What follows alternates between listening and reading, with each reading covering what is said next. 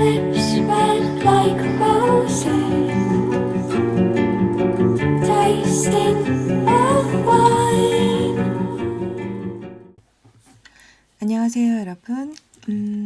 지난 시간에 우리가 요 구글 홈 여기 아이콘 나오는 부분을 따라서 플렉스 연습해 보는 거, CSS 호버라는 가상 클래스에 대해서 한번 연습해 봤었죠. 그리고 이렇게 CSS의 상태 변화가 일어났을 때 이렇게 부드럽게 처리될 수 있는 트랜지션에 대해서도 잠깐 봤었고요.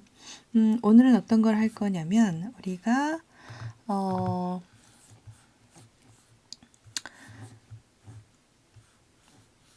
요 5장에 그쵸? 이 5장에서 다루는 것들 중에 제가 생각해 보면 여러분이 이제 폰트에 관련된 거, 웹 폰트에 관련된 것을 아마 처음 해보실 것 같아요. 그쵸? 그래서 일단 사용 방법을 다 적어 놓긴 했는데 한번 상세하게 좀 볼게요. 자, 그래서 오늘은 문서를 새로 하나 만드시는데요. 문서를 폰트로 할게요. 폰트 -001 HTML 하신 다음에 느낌표 탭 하셔서 기본 템플릿을 불러오시고요. 여기는 폰트. 자, 일단 폰트에 관련돼서 제가 한번 해볼 텐데 여기에다가 로렘하고 탭 이렇게 누르면 이렇게 이 에밋 기능으로 인해서 로렘 입섬이라는 그냥 더미 텍스트를 좀 넣어주거든요. 그래서 코딩할 때 좀 긴 글이 필요하고 그럴 때에 여기에 아마 많이 아실 텐데 립섬.com 이렇게 하시면 여기서 그냥 더미 텍스트를 좀 가져올 수 있어요. 그래서 뭐 몇 문단을 가져올지, 뭐 어떤 언어를 사용할지 고를 수 있고요. 여기에 한국어는 없고, 한국어 더미를 갖고 오시려면 한국어 립섬 이렇게 치시면 아마 나올 거예요. 근데 이 VS 코드에서 그걸 지원하는 거죠. 그래서 로렘하고 탭키를 누르면, 이렇게 문장을 갖고 오게 되는데, 여러분이 이렇게 길게 치다 보면, 이렇게 넘어가요. 그쵸? 좌우 스크롤이 코딩할 때는 사실 좀 불편하거든요. 그래서 이럴 때는 여기 뷰에 가셔서 워드랩에서 줄바꿈을 처리하시면 돼요. 여기에 단축키는 옵션 Z, Alt Z예요. 그래서 좌우 스크롤 바가 나타나지 않게 하는 것이 코딩할 때 조금 편하고요. 두 번째로는 요 왼쪽에 있는 창과 오른쪽에 내가 결과를 보는 창과 좀 화면 가득 차게 보면서 작업을 하고 싶다. 그러면 맥 같은 경우에는요, 이 VS 코드를 선택한 상태에서 여기 윈도우를 가시면 지금 내가 선택한 VS 코드 창을 왼쪽에 두고 오른쪽에 어떤 거를 둘래 하고 물어봐요. 그때 브라우저를 클릭하시면 이렇게 좌우로 꽉 찬 화면으로 여러분이 좀 연습을 할 수 있어서 아마 조금 편할 거고, 윈도우 같은 경우는 윈도우는 제가 안 쓴 지 좀 오래되긴 했는데 예전에 그 키보드에 윈도우 키 하고 영문 D자를 누르면 이런 걸 이렇게 화면 분할할 수 있는 걸로 알고 있어요. 근데 요즘에는 윈도우에도 화면 분할 그 아이콘이 아예 밑에 윈도우 독바에 있는 걸로 알고 있거든요. 그래서 아마 다들 알고 계실 건데 아니면 뭐 찾아보시면 금방 찾으실 수 있을 거고, 이렇게 좌우로 분할해서 쓰시면 좋습니다. 자, 그럼 한번 해볼게요. 얘를 라이브 서버 실행시켜서 보시면 이렇게 나오게 되는데, 지금 요 글꼴이 어떤 글꼴로 나오고 있느냐, 그쵸? 이 글꼴을 이제 여러분이 지정하는 거죠. 자, 그걸 CSS로 해주는 건데요. 자, 스타일 태그를 넣고 이 문서의 바디에 글꼴은 폰트 패밀리라고 해요. 자, 폰트 패밀리는 글꼴을 지정하는 건데요. 여러분이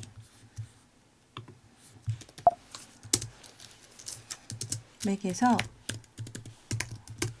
폰트 하시면 아마 뭐 폰트 매니저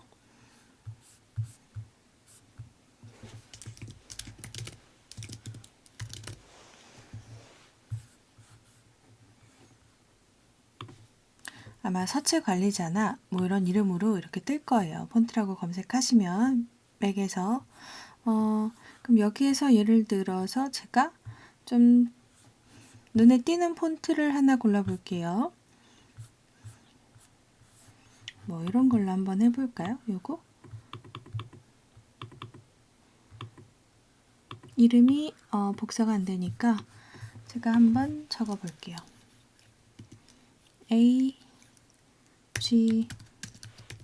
AGS1이라는 글꼴이에요. 그래서 요거를 갖다가 여기다 적어주는 거죠. 이렇게 하고 세이브를 하면 내 시스템, 내 컴퓨터에 있는 폰트 이름이기 때문에 이렇게 표시가 된단 말이죠. 이렇게 글꼴을 지정하는 거예요. 자, 근데 여기에서 내가 또 다른 글꼴 이렇게 귀여운 뭐 카페24 폰트도 있는데 이거는 카페24 숑숑 폰트예요.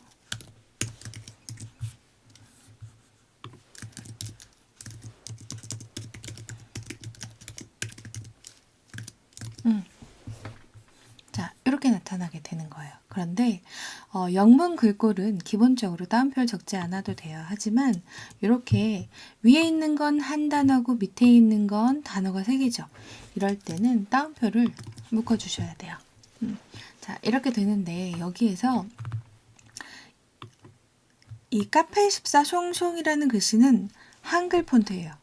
근데 대부분의 폰트들이요, 영문을 지원을 해요. 특히 한글 폰트는 영문을 같이 지원을 하거든요. 하지만 영문 전용 글꼴은 한글 폰트를 지원하지 않아요. 그렇죠? 한번 확인해 볼게요. 제가 얘는 이제 영문 전용 폰트였죠? 여기에다가 한글을 하나 적어 볼게요. 안녕하세요. 이렇게 적었을 때 안녕하세요라는 글꼴은 저 글꼴이 적용이 안 되죠. 한글이 지원되지 않는 거예요. 그쵸? 자, 그런데 밑에 있는 이 카페24 글꼴은 한글 글꼴이기 때문에 한글과 영문을 같이 지원해요. 자, 그러면 여기서 폰트 패밀리라는 것은 정확히 어떻게 쓰는 것이냐, 뭐 이런 거죠. 예를 들어 폰트 패밀리를 요 영문을 앞에 하나 적고요. 그 다음에 콤마를 찍으면 어떻게 될까요? 자, 세이브를 했더니 폰트가 2개가 다 적용이 됐죠? 그건 어떻게 설명이 되냐면 이 브라우저가요. 이 바디 태그는 홈페이지 전체를 말하는 거죠. 홈페이지 전체의 글꼴을 설정할게. 왜냐하면 바디에 선언을 하면 글꼴은 자식 요소, 하위 요소에게 기본적으로 상속이 되기 때문에 이 안에 p 태그, h1 여러 가지 태그들을 적을 거잖아요. 그랬을 때 얘네한테는 딱히 다른 폰트를 지정하지 않아도 바디 글꼴을 따라가요. 기본으로 상속이 돼서 그런 거예요. 그래서 홈페이지를 만들 때 기본적으로 글꼴을 선언하고 가는데 얘는 영문만 지원하는 폰트죠. 영문 폰트. 근데 얘는 영문과 한글을 다 지원해요. 자, 그러면 브라우저가 너 폰트 이걸로 한다고? 오케이 하고 얘로 표시하려고 했더니 안녕하세요라는 폰트가 얘한테는 없는 거죠. 한글 폰트가. 자음 모음이 없는 거예요. 그러면 얘를 어떻게 표시할지 몰라요. 근데 콤마를 찍고 다른 글꼴을 하나 더 적었잖아요. 그러면 그 뒤에 글꼴로 얘를 대체해요. 무슨 말인지 아시겠어요? 이거는 어떤 뜻이냐면 쉽게 설명하면 이런 거예요. 폰트의 이름을 애플로 해. 애플이라는 폰트가 없으면 망고로 해.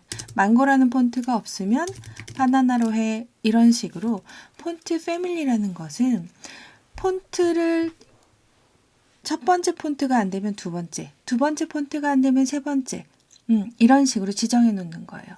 되게 다양한 디바이스에서 여러분들이 웹사이트나 하이브리드 앱이나 어쨌든 이런 웹페이지를 만나게 되잖아요. 그쵸? 모바일 브라우저든 웹 브라우저든 그랬을 때 시스템 폰트도 다 다를 수 있을 것이고, 그쵸?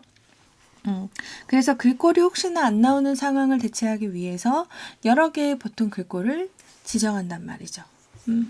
자, 그랬을 때 요거는 또 하나의 팁이 될 수 있는데요. 내가 특정 글꼴을 쓰는데 예를 들어 카페 숑숑이라는 한글 글꼴을 쓰고 싶은데 이 한글 글꼴에서 표시되는 영문이 너무 미운 거예요. 그런 경우엔 이렇게 앞에다 영문 글꼴을 지정하고 뒤에다 한글 글꼴을 지정하면 한글 영문을 따로 지정할 수 있어요. 폰트를. 자, 이렇게 되고요. 만약에 여기에다 뭐 또 콤마 찍고 계속 폰트를 적어도 돼요. 그런데 맨 마지막에는 반드시 대표 글꼴이라는 걸 지정을 해야 돼요.